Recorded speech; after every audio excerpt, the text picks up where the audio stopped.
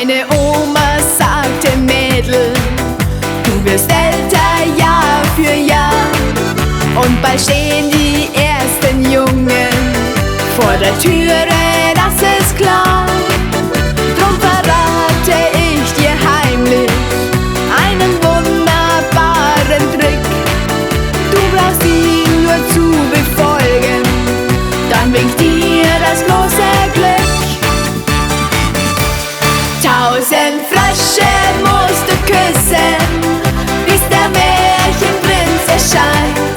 Schau dich und tu nicht hudeln, lass dir einfach etwas Zeit.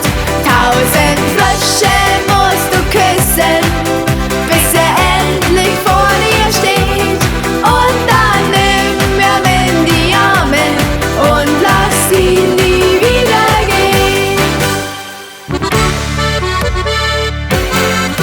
Meine Oma muss es wissen, sie hat selber so gemacht, und das hat ihr einst bei Opa ja auch wirklich Glück gebracht. Wenn ich selber dann so weit bin, denk ich ganz bestimmt daran, und dann nehm ich mir ganz sicher nicht den allerersten Mann. 1000 Frösche musst du küssen, bis der Märchenprinz erscheint. Schau dich und tu nicht hudeln, lass dir einfach etwas Zeit. 1000 Frösche musst du küssen, bis er endlich vor dir steht. Und dann nimm ihn in die Arme und lass ihn nie wieder gehen.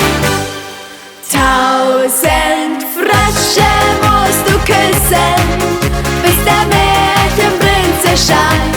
Schau dich und tu nicht hudeln, lass dir einfach etwas Zeit. 1000